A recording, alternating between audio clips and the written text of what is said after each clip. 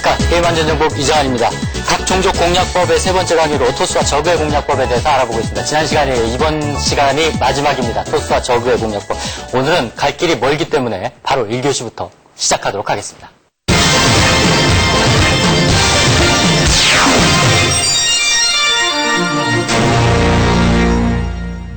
네, 지난 시간에는 토스와 저그의 기본적인 흐름에 대해서 연구하고 같이 리플레이를 봐봤습니다. 오늘은 두 종족의 확실한 이해를 바탕으로 해서 거기에 따른 다양한 변칙적인 전술과 그리고 각 유닛들 사이에 있어서의 구체적인 상성에 대해서 보완적인 강의를 먼저 진행하도록 하겠습니다. 스타를 말한다. 7번 강의부터 시작합니다.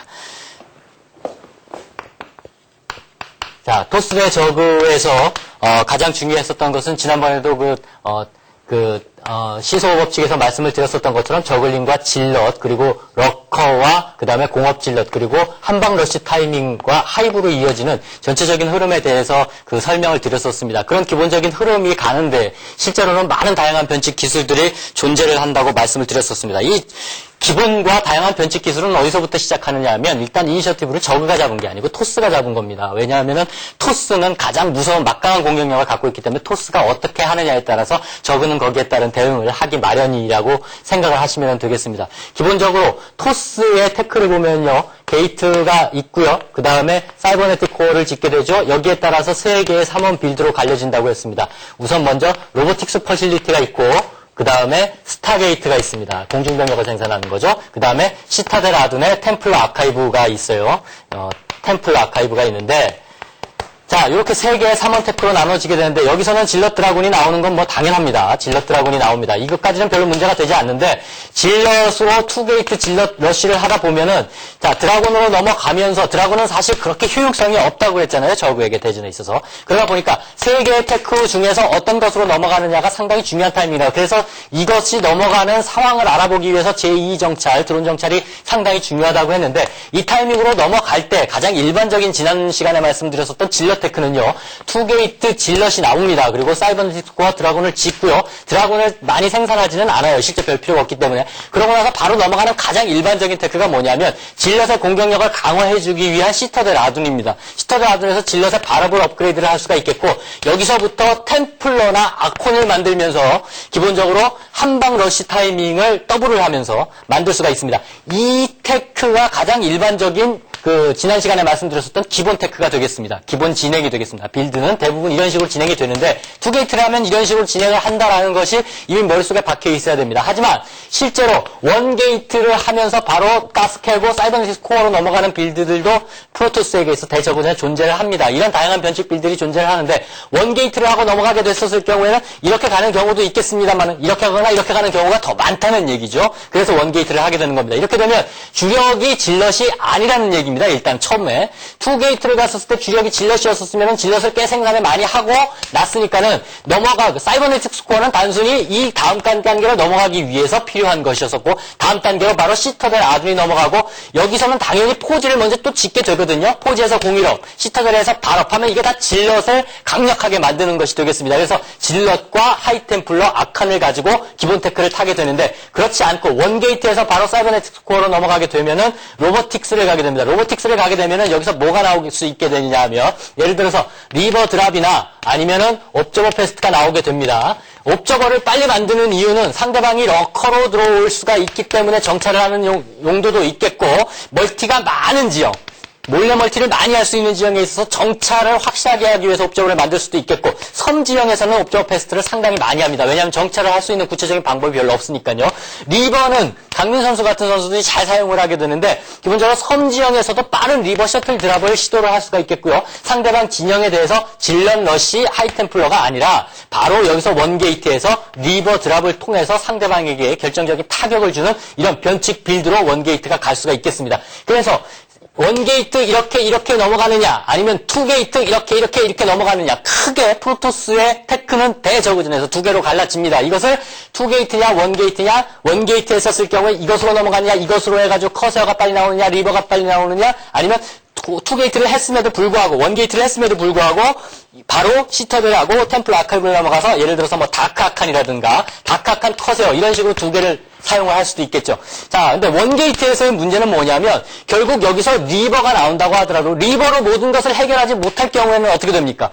프로토스의 가장 주력이라고 할 수 있는 한 방을 실행시키기 위해서는 이쪽에 가서 질럿, 아칸, 하이템플러가 나와야 됩니다. 그렇기 때문에 리버를 만들기 위해서 태클을 이렇게 탔는데 이렇게 타고 난 다음에 결국 이걸로 끝장이 안 나기 때문에 다시 또 이 태클을 타야 된다는 얘기죠. 이것과 이것을 동시에 타야 된다는 얘기고 또 마찬가지 뭐냐면 이렇게 가가지고 다크 아칸을 제대로 사용하기 위해서라고 한다면 커세어를 먼저 만들어야 된다. 그러면 이것과 이것을 또 동시에 타야 된다. 그러니까 기본적으로 프로토스의 입장에서 봤었을 때는요. 투게이트 질럿에서 질럿을 주력으로 사용을 하면서 하이템플러로 넘어가는 것은 단선 태클 가장 일반적으로 많이 쓰여지는데 이것이 아닐 경우에는 이것 혹은 이것 이런 식으로 그 더블을 하면서 두 개의 태클을 동시에 타야 됩니다. 만약에 더블을 못할 경우에는 두 개를 동시에 타기가 상당히 어려워지기 때문에 그만큼 프로토스는 힘들어질 수도 있다. 이런 것을 일단 프로토스 입장에서 감안해야겠습니다. 따라서 가스가 있는 곳에서 더블을 얼마만큼이나 빨리 안정적으로 수행을 해서 최소한 3개 중에서 2개 이상의 태클을 안정적으로 탈 수 있느냐라는 것이 프로토스의 관건이 되겠고 적 입장에서 봤었을 때에는 원게이트를 하고 이걸 타는 경우에 있어서도 여기에 이걸 타면서 만약에 리버를 저그가 잘 막았다 그러면 더블을 확실하게만 제어를 할 수 있다고 한다면 이렇게 넘어가기가 어렵기 때문에 그만큼 한방 러시를 완벽하게 지연을 시킬 수 있다. 적 입장에서 보면은 가장 핵심적인 그런 방어 체제를 마련을 할 수가 있겠다라는 안정적인 상황이 되게 되는 거죠. 전체적으로 이렇게 프로토스의 태클을 방어하는 적의 입장에서 보더라도 그렇고 태클을 진행하는 프로토스 입장에서 보더라도 그렇고 상당히 전체적인 태클 진행은 중요하다고 말씀을 드릴 수가 있겠습니다. 자, 원게이트와 투게이트라는 것이 나눠진다고 말씀을 드렸는데요. 원게이트에서 기본 투게이트 프로토스가 질럿 위주로 가는 투게이트에서도 변칙 전술이 있을 수가 있습니다. 기본적으로 여기서 변칙 전술이 있을 수 있는 것은 뭐냐 하면은 지난 시간에도 그 리플레이를 통해서 보셨었죠? 투게이트 질럿러시, 이거 하드코어 질럿러시입니다. 투게이트 하드코어 질럿러시. 그 다음에 옵저버 질럿 드라군이 나와서 러시를 하는 것. 그 다음에 공일업이죠. 공일업 되고 난 다음에 질럿러시. 그 다음에 하이템플러가 나오는 거. 이렇게 쭉 기본으로 가는 것이 있습니다만, 예를 들어서 먼저 공일업 대신 발업으로 찔러보는 지난번처럼 이것은 타이밍 러시이고 분명히 변칙적인 전술입니다. 투게이트에서 변칙이 될 수 있는 겁니다. 또 투게이트에서 3게이트로 바로 늘리면서 하드코어 질럿러시를 초반에 발업도 아니고 공업도 아닌 질럿러시죠. 3게이트, 4게이트까지 강력하게 초반에 진행하는 빌드도 있었습니다. 요즘에는 하드코어 러시를 잘 사용하지 않기 때문에 많이 볼 수는 없겠습니다만 초반에 만약에 저그가 뚫렸다고 했었을 때에는 하드코어에서 바로 3게이트, 4게이트로 넘어가면서 강력한 질럿러시.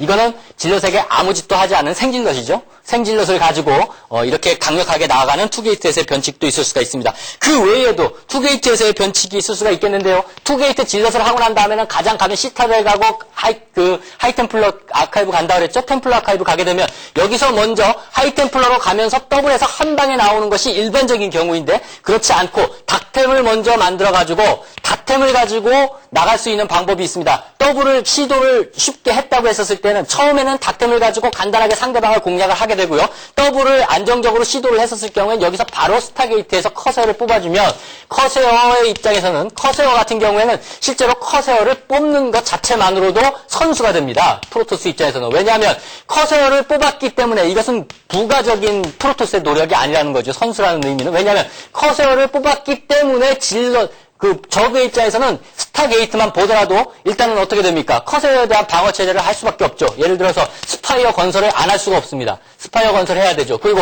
에볼루션 챔버, 이게 급하면 에볼루션 챔버 지어가지고 확장 기지에 스포 콜론이 안 지어놓을 수가 없죠. 그렇기 때문에 커세어를 뽑으면서 상대방에게 이런 후수를 강요를 하고 그 다음에 닥템과 커세어를 가지고 공격을 하는 것. 이것도 결국은 투게이트에서 나와서 닥템까지 가는 기본 빌드를 탑니다만 결국은 제어만 해줄 수 있다면 얼마든지 필승으로 갈 수 있다는 겁니다. 자, 전체적으로 이렇게 진행을 해봤는데 오늘은 변칙적인 전술을 좀 더 유용하게 사용을 해서 경기의 결과가 나타난 토스와 저그에 대한 리플레이를 두 개를 한꺼번에 보면서 여러분들과 같이 설명해보는 시간을 갖도록 하겠습니다.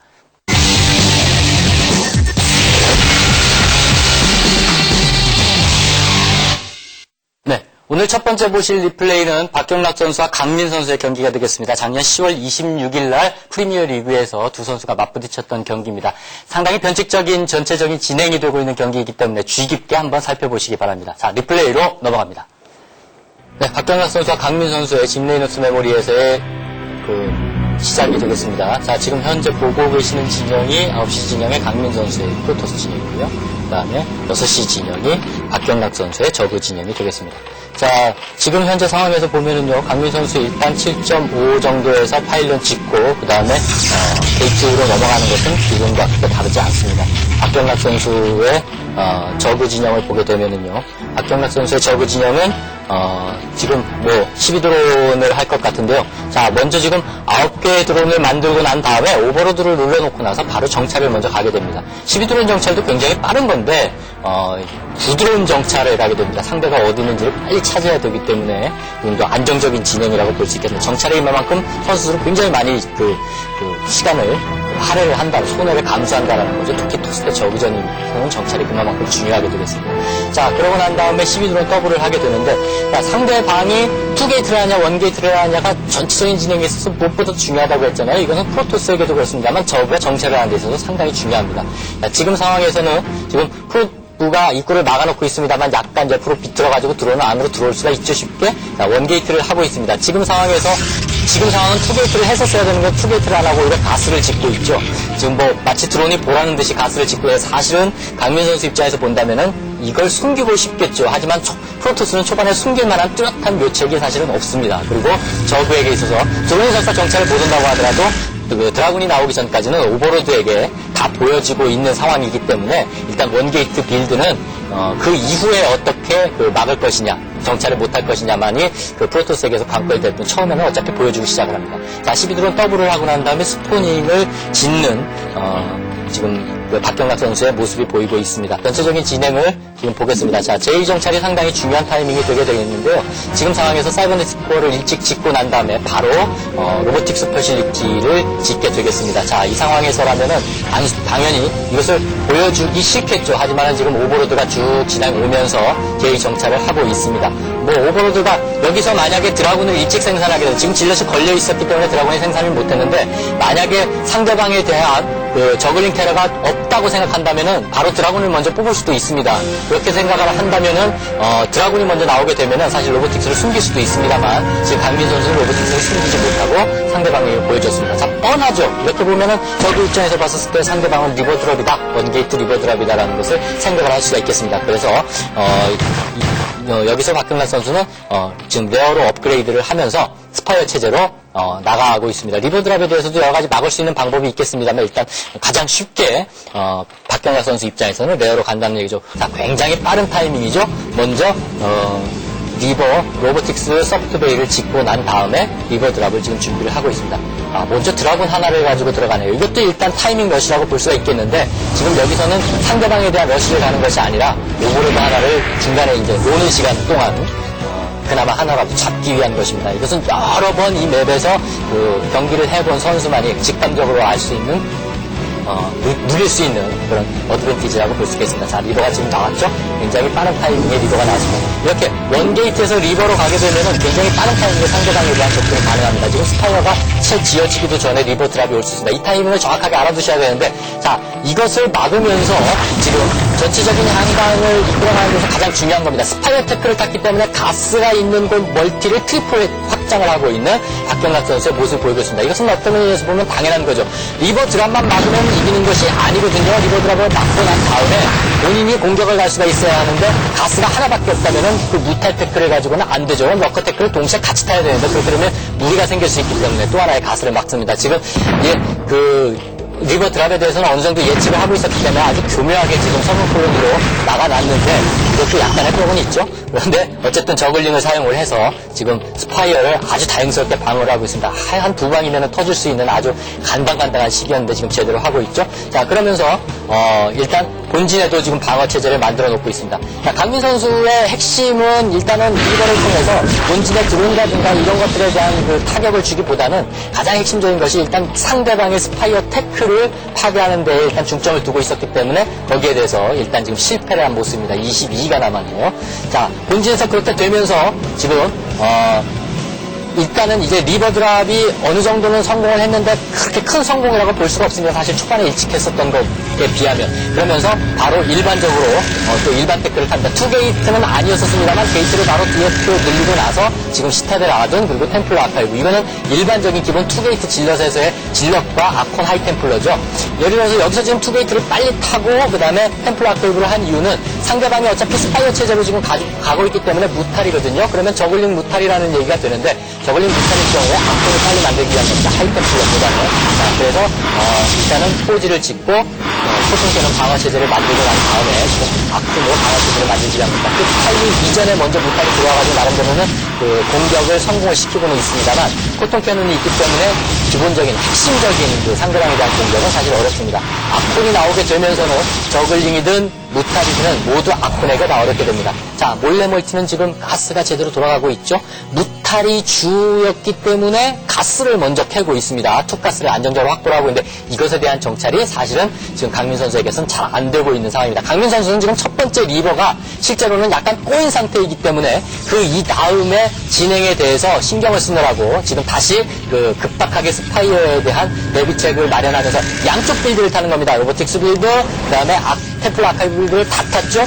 투가스가 아닌 상태에서 지금 본진 자원만을 가지고 두 개를 다 태우기 때문에 지금 병력이 그렇게 많이 나와 있는 상황은 아니고요. 간신히 본진에서 뮤탈리스크를 막아낼 수 있을 정도의 병력만 지금 만들어내고 있는 상황입니다. 이만큼 태클을 양쪽을 다 탄다는 것은 초반에 어렵다는 얘기가 되겠습니다. 그래서 리버로 성공을 어느 정도 했어야 되는데 그것을 성공하지 못한 일단 페널티라고 볼 수가 있겠습니다. 자, 계속적으로 여기를 한번 정찰을 해줘야 되는 그런 상황이거든요. 상대방이 지금 스파이어로 계속 무탈만 해가지고 공격을 하고 있는데, 지금 무탈만 해가지고 공격을 하려면 오카스 가지고는 이게 안 될 텐데 다른 히드라 워커가 지금 나오는 모습을 보여주지 않고 있거든요. 그럼에도 불구하고 지금 또 하나의 의심을 하지 못하고 있습니다. 자, 일단 나온 아콘과 지금 그 공격 바로 질럿만을 가지고 상대방을 지금 공략을 하고 있는데, 실제로 이 상황에서도 제가 봤었을 때는 아콘이 셋이었기 때문에 제대로 한꺼번에 병력을 집중했다고 한다면은 앞마당 무시하고 본진으로 들어가서 이길 수 있는 상황이었을지도 모르겠는데 효과를 제대로 거두지 못했습니다. 하지만 이렇게 공세 측면을 만들어내면서 앞마당 더블을 하는 데까지 성공했습니다. 하지만 앞마당에는 가스가 없는 지형입니다. 이 점을 주의를 하셔야 되겠습니다. 가스가 없으면 기본 유닛들은 많이 만들어내면서 한 방을 할 수는 있겠습니다만, 이 한 방을 할 수 있을 만큼의 그 고급 유닛들, 로보틱스, 그 다음에 템플러 아카이브, 그 다음에 지금 스타게이트까지 만들어내기가 상당히 어려운 상황이 되어버리게 되겠습니다. 자, 상대방이 지금 하이브를 하고, 그 다음에 바로 그레이트 스파이어로 올라간다는 모습을 보고 있습니다. 가전이 준비되고 있죠? 그렇기 때문에 또 어쩔 수 없이 지금 강민 선수는 은근 가스임에도 불구하고 커세어까지 진행을 해야 됩니다. 3개의 3원 태클을 지금 본진에서만 다 판 것이고요. 가스가 원가스임에도 불구하고 지금 3개의 태클을 다 운용을 하는 것이 되겠습니다. 상당히 좀 무리한 그런 진행을 하고 있고, 역시 아직도 이쪽에 가스가 있다는 것에 대해서 지금은 의심을 분명히 하고 있습니다. 어디선가 가스를 캐고 있을 것이다. 하지만 어디일 것이다 라는 것에 대해서는 제대로 정찰을 하지 못한 상황입니다. 자, 지금 프로브가 정찰을 가고 있는 모습이 보이고 있는데요. 프로브가 또 방향을 잘못 짚었죠. 쓸데없는 곳으로 또 가고 있습니다. 자, 이런 상황에서 전체적인 진행은 상당히 좀 어렵습니다. 가전 공격이 시작이 됐는데요. 앞바닥이 무너지고 나면서 첫 번째 로스트 템플에서 보여드렸던 지난 시간에 리플레이와는 상당히 다른 모습을 보여주죠. 일단 앞마당을 완벽하게 공개하는 성공했습니다. 그 이유는 뭐냐? 이렇게 가스를 완벽하게 2개 가스를 처리할 수 있고 본진 3개가 됐기 때문에 그만큼 강력한 병력의 운영이 될 수 있다는 겁니다. 거의 한 부대나 되는 가디언이 한꺼번에 나오면서 상대방 앞마당을 공격할 수가 있는 그런 상황이 되게 되는 거죠. 자, 이런 식으로 전체적으로 진행이 되게 되니까 지금 상황에서 다시 한번 보겠습니다. 자, 지금 전체적으로 보시면요. 본진도 공격을 받았었는데 본진 공격 받기 전까지는 불과 3원 태클을 다 타는 상황이었었기 때문에 게이트 숫자가 하나, 둘, 3개밖에는 없었던 상황이었습니다. 그리고 앞마당을 나갔다가 지금 앞마당도 깨진 상황이었었고요. 상대방의 지금 적의 공격을 보면 적은 지금 본진에 3개의 해처리가, 앞마당에 3개의 해처리가 있겠고, 본진에 하나의 해처리가 있겠고, 그렇게 되면은 4개, 그리고 또 하나의 몰래 멀티에 5개의 해처리가 있게 되겠습니다. 자, 기본적으로 저그는 상대방이 해처리가 더블을 하게 되면은 6개 정도가 그 게이트가 된다는 것을 감안했었을 때 4개에서 5개 정도의 해처리를 확보를 해야 되는데, 그것보다도 더 많은 해처리를 지금 확보를 하고 있는 상태에서 투가스를 먹고 있고, 지금 저 프로토스 입장에서는 오히려 3개의 3원 태클을 지금 다 탔음에도 불구하고 리버드랍의 실패로 인해서 계속적으로 그 후수였었죠. 후수인 대응을 할 수밖에 없는 상황이었기 때문에 해처리 숫자가 전반적으로 늘어나는 데 대해서 대응을 하면서도 게이트에서는 제대로 대응을 하지 못한, 게이트 숫자를 맞추지 못한 것입니다. 다시 한번 앞마당에 내용을 했었습니다만, 이미 이때에는 상대방의 압도적인 병력에 의한 엄청난 자원과 해처리 숫자에 의한 그 공격을 막기에는 어려운 상태가 됐습니다. 네, 전체적으로 가스가 없는 지역에서 말씀드렸었던 것처럼 스파이어 태클을 운영을 했다고 한다면 반드시 투가스가 있었을 것이다. 특히 그것을 일찍 눈치를 챘었어야 되는데 그것을 하지 못했었던 프로토스의 대응이 좀 약간은 의아한 점이었습니다. 1게이트에서 바로 리버 태클을 탔었던 점, 그리고 12더블을 하면서 스파이어 태클을 타서 이거에 대한 방어체제를 만들었었던 점, 이거에 대한 방어체제는 왜 상대가 스파이어를 탔었을까? 리버에 대한 방어체제였겠다. 이해가 가거든요. 그런데 스파이어를 계속 그 무탈로 고집을 해서 갔다고 했었을 때는 분명히 투가스가 있을 것이다라는 것을 눈치를 챘었어야 하는데 그것에 대한 정착이 일단 안 됐다는 것이죠. 그리고 또 한 가지, 토스는 1게이트 리버 체제를 갔었는데 리버 체제를 사실은 정확하게 하기 위해서는 드라곤을 먼저 빨리 생산을 해가지고 그 오버로드를 치워줬었어야 돼요. 그래서 가는 타이밍을 눈치채지 못하게 했었어야 되는 건데 이것에 대한 정찰을 허용을 했었다는 것도 상당히 좀 안타까운 면이 되겠습니다. 그리고 리버를 했는데 리버가 실패했으니까 아까 말씀드렸었던 것처럼 뭡니까? 옵저버도 만들어야 돼요. 왜냐하면 상대가 어떤 식으로 나올지 모르니까는 만들어야 되고요. 커세어도 만들어야 돼요. 상대가 하이브로 올라오면 커세어 만들었었어야 됐죠. 그리고 기본적으로 리버가 안 됐기 때문에 기본 태클을 타야 됩니다. 스파이어로 저글링 무탈을 가지고 오고 있기 때문에 아칸을 안 만들 수가 없거든요. 그러다 보니까 3원 태클을 전부 다 타야 되는 상황이 돼버리게 됩니다. 리버 태클을 탔다라는 것은 이만큼 이게 전부 다 내가 타고 싶어서 탄 게 아니라 상대방이 이렇게 진행을 하고 있으니까 여기에 대한 후수거든요. 상대가 다 선수로 뺀 거예요. 그러다 보니까 후수였었기 때문에 어쩔 수 없이 이것을 다 타게 됐기 때문에 전체적으로 확장도 늦게 되고 여기에 대한 방어라든가 방어체제를 만든다거나 아니면 한방 러시를 위한 전력도 굉장히 부재가 됐고요. 여기 정찰까지 안 돼서 상대방의 그 몰래기지를 확보하지 못했었기 때문에 전체적인 그 어려운 상황으로 토스가 진행을 할 수밖에 없었다라는 것이 이번 경기에서 주는 교훈이라고 할 수 있겠습니다. 이렇게 한번 원게이트에 대한 것에 그 원게이트 진행을 하기 위해서는 토스는 상대방에게 정찰을 허용하지 않는다는 것도 중요하고 상대가 어떻게 움직이느냐에 대한 정찰 역시도 토스도 굉장히 중요하다라는 점을 일깨워준 한판이라고 볼 수가 있겠습니다. 자, 이 경기는 작년 10월 5일 있었던 프리미어리그에서 전태규 선수와 박진영 선수의 경기였습니다. 전태규 선수의 프로토스 진영, 진레이너스 멤버입니다. 그리고 이쪽은 박진영 선수의 저그 진영의 모습을 보이고 있습니다. 자, 두 선수의 진영, 방금 전에 경기 리플레이는 강민 선수가 원게이트 리버를 탔었던 것이었었죠. 가스가 없는 앞마당 진영은 역시 마찬가지가 되겠습니다. 지금 전태규 선수는 7.5 파일런 역시 마찬가지로 짓고 난 다음에 바로 정찰을 보냈습니다. 그리고 지금 박진영 선수가 진행을 하고 있는 모습이 보이고 있는데요.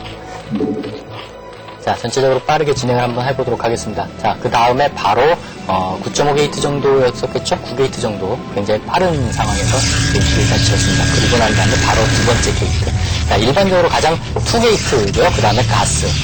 네, 일반적인 투게이트의 형태를 많이 타고 있습니다. 하지만 하드코어 질러너시가 아닙니다. 가스를 굉장히 일찍 패면서 일단은 버티기로 나가고 있습니다. 자, 그러고 난 다음에 마찬가지로 지금 박진영 선수는요, 일단 12 들어온 트윈을 시작을 했어요. 더블은 아니고 트윈을 시작을 하고 난 다음에 스포닝, 가스 그런 형태로 전체적으로 지금 진행을 하고 있습니다. 자, 이렇게 된다고 하더라도 역시 마찬가지로 박진영 선수 입장에서 보면은 해처리 숫자도 부족하기 때문에 앞마당을 내려와야 됩니다. 저글링이 나가는 타이밍을 틈타서 일단 앞마당 내려왔죠. 그래서 저글링 공세 타이밍에 역시 더블을 확보를 하게 됐습니다. 더블을 확보를 했지만 가스는 없습니다. 자, 이 앞쪽을 일단 더블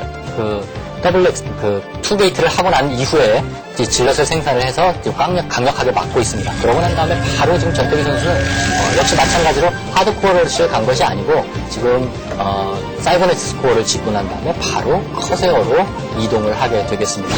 이렇게 빠른 커세어로 이동을 할 수도 있어요. 투게이트로 상대방을 일단은 좀 뭐라고 할까요? 페이크를 씌우고 자, 나는 지금 뭐 발업 질럿이나 공업 질럿으로 가겠다, 혹은 뭐 하드코어 질럿으로 강력하게 초반에 밀겠다라는 그 의사를 보이면서 바로 뒤에 나올 수가 있습니다. 그런데 이건 역시도 드라군이 앞으로 전진을 하면서 있었기 때문에 현재까지의 모습, 커세어가 나오는 현재까지의 모습은 오버로드에게 지금 정찰이 다 돼 있는 그런 상태로 전체 진행이 되고 있습니다. 자, 그러고 난 다음에 이제 포즈를 짓고 있는 상황인데요. 자, 상대방에 대한 정찰도 지금 지속적으로 수행을 해야 되는 상황이거든요. 자, 프로토스 입장에서 본다면은, 지금 커세어가 나오기 전까지는 프로브를 통해서만 진행을 할 수밖에 없었는데, 옵저버나 커세어가 나오게 되면 쉽게 상대방에 대해서 정찰을 수행을 할 수가 있습니다. 특히 오버로드에 대한 테러를 할 수가 있겠죠. 지금 이 상황에서는 커세어가 나오면서 오버로드에 대한 테러를 수행을 하게 된다면 커세어를 상대방이 아는 상황에서는 일단 스포클론을 짓던가, 안 그러면은 러커로 가려고 생각했다고 하더라도 상당히 빠른 타이밍에 히드라를 먼저 많이 뽑아내야 됩니다. 그리고 스파이어 테크보다는 히드라 테크, 러커를 가기로 생각을 했었다면은 히드라가 뽑아내서 커세어에 대한 방어를 지금 해줘야 되는 그런 상황이 되겠죠. 자, 지금 현재 상황에서는 상대방을 강력하게 지금 압박을 해주고 있는 상태에서 박진영 선수가 지금 자신이 테크트리를 올리고 있습니다.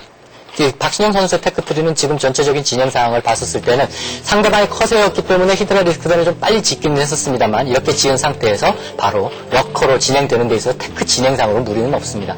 자, 상대방이 일단은 게이트 숫자를 늘리는 상황이 되면서 시타델 아둔을 짓고 있죠. 자, 당연히 포지와 시타델 아둔을 졌으면은 뭐 본인이 의도하든 의도하지 않던 간에 가장 쉽게 갈 수 있는 것이 역시 질럿의 발업과 공유의 업그레이드입니다. 그러면 발업과 공유의 업그레이드 공세 타이밍이 아주 일반적인 기본 흐름이 되겠죠. 이것을 이제 막아내야 되기 때문에 성분 콜로니로 방어를 하고 있습니다. 자, 이 공유력 질럿이 오기 전에 사실은 무탈리스크는 무탈리스크, 러커면은 러커가 완성이 되어져야지 이것은 이제 제대로 막아내면서 자신의 쪽으로 이제 흐름을 유지를 할 수가 있게 되겠습니다. 그 타이밍에서 또 하나의 멀티 확장이 지금 앞마당 가스가 없기 때문에 문제가 된다고 말씀을 드렸었죠. 자, 지금 발업과 공유력이 지금 쭉 진행이 전체적으로 되고 있는 상황이 되겠습니다. 자, 그러고 난 다음에 로보틱 셔퍼시, 상대방이 옵저버를 하고 있기 때문에 포지를 짓고 포통 패널을 짓는 건 방어는 되겠습니다만 러커에 대한 공격은 못하죠. 그렇기 때문에 지금 옵저버 터리를 뒤늦게 짓고 있는 모습을 보입니다. 상대방에게 어느 정도 숫자를 맞춰서 이 옵저버가 나올 정도가 되면은 실제로 내가 공격을 가가지고 상대방에 대해서 공격을 할 때 러커가 나오는 것을 방어하기 위한 옵저버 타이밍이죠. 지금 확장을 박신영 선수가 먼저 했었었는데 박신영 선수의 확장을 용케도 확실히 보고 난 다음에, 역시 커세어가 있으니까는 정찰이 좀 쉽지 않습니까? 확실히 보고 난 다음에 확장을 깼습니다. 그러다가 박진영 선수 다른 또 가스 확장을 시도를 하고 있습니다. 이렇게 연이어서 저그가 확장을 시도를 할 수밖에 없는 이유는 말씀드렸었던 것처럼 가스가 없는 상황이기 때문에 여기서 히드라나 러커만 가지고 상대방을 끝장낼 수가 없는 상황이라고 한다면 무탈테크 타고 하이브로 가야 되기 때문에 그렇습니다. 그래서 가스를 확보를 해야 되는데 지금 상황에서 하나는 제2가스 멀티를 확장하는 것은 실패를 했습니다만, 일단 그 상황에서 러커가 상대방 기지에 들어와서 지금 확실하게 좀 공략을 해주고는 있습니다. 큰 피해를 주지는 못한 상태처럼 보이죠. 아직은 프로브들이 이제 많이 피해를 받지 않은 상태에서 지금 살아남아 있는 상황이고, 옵저버를 이미 러커가 오는 것을 보면서 그 이전에 준비를 해놨었기 때문에 거기에 대해서는 결정적인 피해를 주지는 못했습니다. 하이템플라까지 준비를 해놓은 상태죠. 자, 이 상황에서라면 일단 공일업 발업이 다 완성이 된 상태가 되겠습니다. 그렇게 되면 일단 이제 질럿이 한 번 또 다시 앞으로 전진할 수 있는 그런 타이밍이 되겠죠. 그런 타이밍이 될 때는 앞마당을 당연히 프로토스의 입장에서는 또 나와야 되겠습니다. 왜냐하면 상대가 또 하나의 확장을 시도를 하고 있기 때문에 그렇습니다. 옵저버와 발업공업 질럿 그리고 아칸, 다크템플러까지 확보가 되어 있는 상태에서 지금 앞마당으로 내려오고 있습니다. 한방러시 타이밍은 아니기는 합니다만 상당히 강력한 공일업 질럿 러시가 되겠습니다. 자, 러시를 가고 있는데 상대방 역시 가스 확장을 또 하나를 한 상태입니다. 물론 어렵게 가스 확장을 하기는 했습니다만 지금 이제 공격을 지금 다크템플러에 의해서 조금 받은 모습이긴 합니다만 일단 무탈테크까지 탔습니다. 이것은 투가스가 될 것이라는 것을 전제하고 난 상태에서 지금 무탈테크를 탔는데요. 투가스가 제대로 안 된 상태이기 때문에 테크만 탔어도 무탈리스크의 모습을 사실 보기는 힘든 상황이기는 합니다. 자, 그래도 앞마당에 러커가 있었고 성공 콜로니가 있는 상태였었기 때문에 일단은 공일업 러시는 막아낼 수가 있었습니다만, 자, 프로토스 전태규 선수 입장에서 보더라도 지금 상황에서 경기를 끝낼 필요는 없습니다. 왜냐하면 공일업 러시 타이밍이라는 것은 상대방이 러커가 있을 경우에 그걸 반드시 밀 수는 없거든요. 그래서 반드시 앞마당으로 내려오고 난 다음에 한방 러시 타이밍을 잡을 수가 있기 때문이다. 하지만 앞마당도 역시 프로토스 입장에서 봤을 때에는 가스가 없는 앞마당입니다. 그렇기 때문에 하이테크를 여러 가지를 탈 수가 없는 그런 상황이기 때문에 어쩔 수 없이 지금 투게이트 질럿 이후에 템플러 앞에까지 타있는 이 텍스에서 기본적으로 상대방을 공략을 해야 됩니다. 그렇게 하기 위해서는 상대방이 무탈러커를 자운용을 할 수 있고 하이브로 업그레이드를 할 수 있게 만들어주면 안 되죠. 그래서 다시 한번 상대방의 투가스에 대한 적극적인 공략을 했습니다. 다크템플러가 아주 큰 효력을 발휘를 하고 있죠. 이렇게 되니까 하이브도 못 올라가고 무탈리스크의 숫자도 역시 더 이상 늘어나지 않고 지금 무탈리스크 숫자는 조금 있습니다만 러커의 모습이 거의 보이지 않고 있는 이런 어려운 상황이 되겠습니다. 자, 이런 식으로 되있으니까 지속적으로 공략을 받으면서도 앞마당, 가스가 없는 앞마당입니다만은 필승 전략으로 가스 없는 앞마당을 확보하면서도 한방러시 타이밍을 프로토스는 만들 수가 있습니다. 적 입장에서 보면은 이것을 이기기 위해서는 반드시 또 하나의 가스를 확보를 하면서 무슨 수를 써서라도 하이브 테크를 올리거나 아니면 무탈리스크와 러커를 충분히 만들어낼 수 있는 숫자를 만들어야 됩니다. 지금 보통 본진에 보더라도 2개밖에 확장이 안 되는 상태이고 계속 확장이 까이는 상태라면은 앞마당, 그 다음에 트윈, 그 다음에 더블 해서 3개, 지금 4개까지의 해처리밖에는 운용을 하지 못하는 상황이기 때문입니다. 병력은 아무리 많다고 하더라도 그 병력의 질이 낮기 때문에 하이템플러와 아칸이 있을 경우에, 동일한 발업질럿이 있을 경우에는 이것을 막아내기는 상당히 힘들다는 면을 지금 보여주고 있습니다. 자, 이런 식으로 결국은 가스가 있느냐 없느냐에 따라서 프로토스가 얼마만큼의 많은 하이테크를 진행을 할 수가 있겠느냐라는 것이 될 수 있겠고, 결국은 중반 넘어가면서 적어도 가스가 2개가 안정적으로 확보가 되느냐 안 되느냐에 따라서 러커뿐만 아니라 무탈, 그 이후에 가장 결정적인 한 방을 이길 수 있는 것은 적어도 역시 하이브거든요. 하이브에서 가디언이 일단 나오고 아니면은 뭐 울트라 리스크라든가 이런 식으로 병력이 많이, 고급 병력들이 많이 나와야지 한 방을 이길 수가 있겠는데, 한 방을 가는 데까지 실패를 했다, 한 방을 막는 데 실패를 했다고 하면은 자신도 투가스 이상이 되면서 해처리 숫자가 늘어나면서 병력을 늘릴 수가 있고 하이브로 넘어갈 수 있어야 됩니다. 이것을 하지 못한다면은 현실적으로 굉장히 어려운 경기가 될 수밖에 없다라는 점을 이번 경기에서 교훈으로 찾아볼 수가 있겠습니다.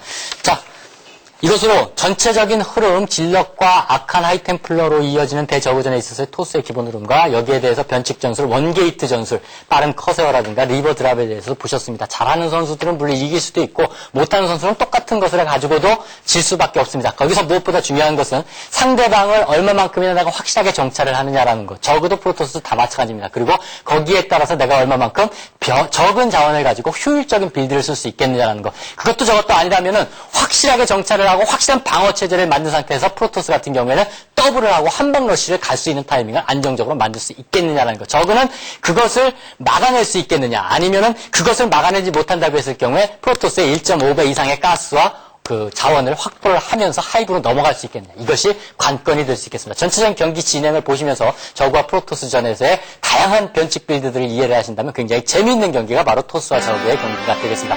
다음 시간부터는 같은 종족 간의 종족 공략, 실전 리플레이를 보면서 함께 하도록 하겠습니다. 오늘은 여기까지입니다. 안녕히 계십시오.